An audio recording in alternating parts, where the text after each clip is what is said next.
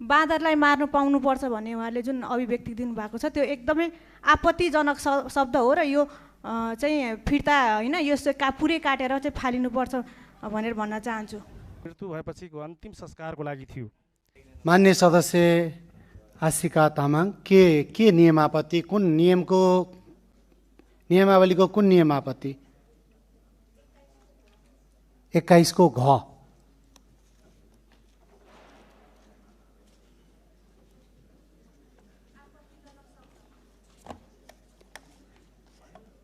मान्य सदस्य माइक दिनुहोस् उहाँलाई। मान्य सदस्य, उहाँले के आपत्तिजनक शब्द प्रयोग गर्नुभयो?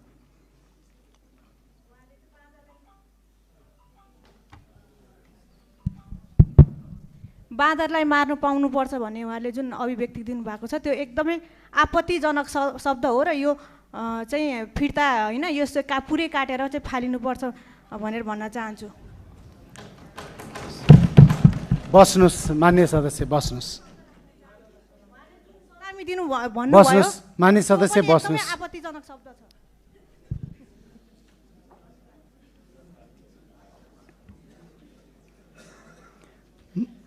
मान्य सदस्य सुरेश कुमार चौधरी, समय 2 मिनट। मृत्यु भएपछिको अन्तिम संस्कारको लागि थियो।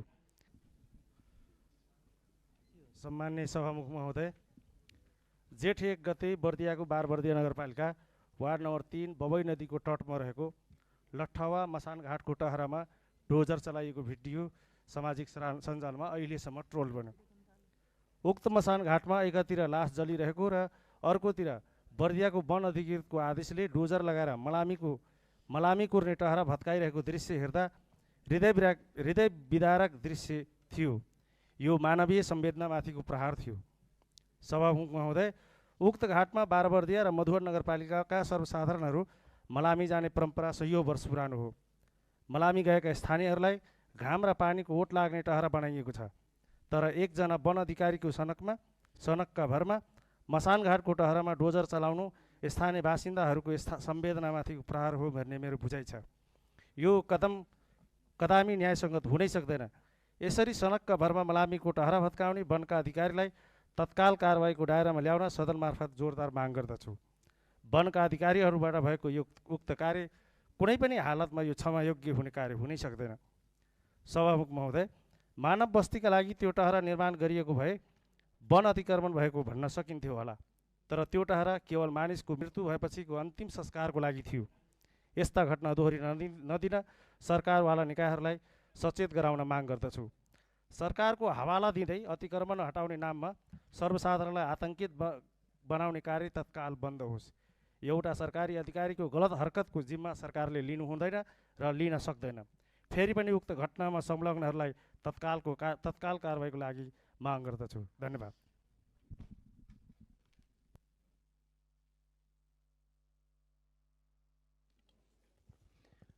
मान्य सदस्यहरू, अहिले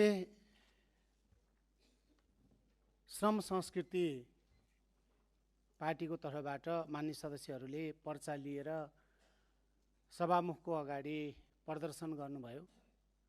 मान्य सदस्यहरू, प्रतिनिधि सभाको यो सभा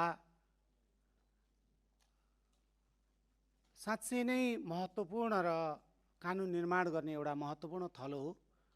त्यस कारणले विरोध गर्ने विभिन्न शैलीहरू हुन्छन्, तर मर्यादामा बसेर विरोध गर्नुपर्ने हुन्छ। मर्यादामा बसेर विरोध गरिदिनको लागि म यहाँहरूलाई आगामी दिनमा यो आदेशकै रूपमा लिइदिन पनि म जानकारी गराउँछु। पर्चा देखाएर विरोध गर्ने सदनमा यो न हाम्रा कानुन अथवा नियमावली, हाम्रा प्र्याक्टिस कसैले पनि दिएको देखिँदैन। त्यस कारणले आगामी दिनमा विरोध गर्ने शैली मर्यादापूर्वक तरिकाले गर्नलाई म यो जानकारी गराउँछु।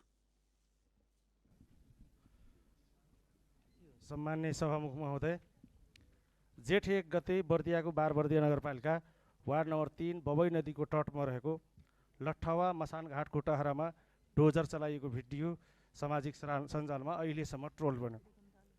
उक्त मसानघाटमा एकातिर लास जलिरहेको र अर्कोतिर बर्दियाको वन अधिकृतको आदेशले डोजर लगाएर मलामी कुर्ने टहरा भत्काइरहेको दृश्य हेर्दा हृदय विदारक दृश्य थियो। यो मानवीय संवेदनामाथिको प्रहार थियो।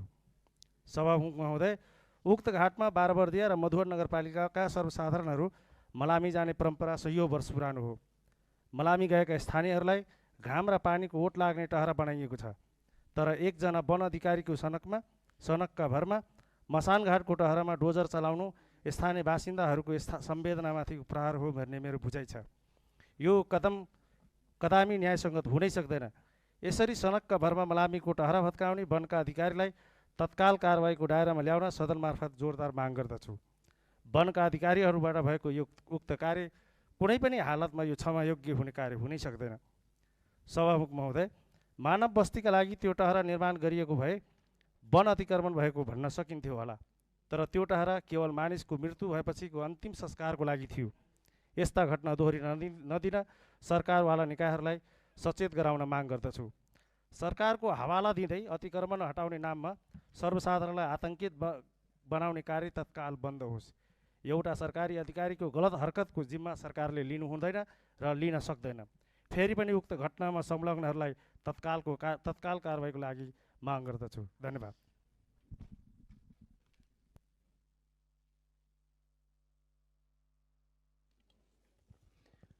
मान्य सदस्यहरू, अहिले श्रम संस्कृति पार्टीको तर्फबाट मान्य सदस्यहरूले पर्चा लिएर सभामुखको अगाडि प्रदर्शन गर्नुभयो। मान्य सदस्यहरू, प्रतिनिधि सभाको यो सभा साँच्चै नै महत्त्वपूर्ण र कानुन निर्माण गर्ने एउटा महत्त्वपूर्ण थलो हो। त्यस कारणले विरोध गर्ने विभिन्न शैलीहरू हुन्छन्, तर मर्यादामा बसेर विरोध गर्नुपर्ने हुन्छ। मर्यादामा बसेर विरोध गरिदिनको लागि म यहाँहरूलाई आगामी दिनमा यो आदेशकै रूपमा लिइदिन पनि म जानकारी गराउँछु। पर्चा देखाएर विरोध गर्ने सदनमा यो न हाम्रा कानुन अथवा नियमावली, हाम्रा प्र्याक्टिस कसैले पनि दिएको देखिँदैन। त्यस कारणले आगामी दिनमा विरोध गर्ने शैली मर्यादापूर्वक तरिकाले गर्नलाई म यो जानकारी गराउँछु।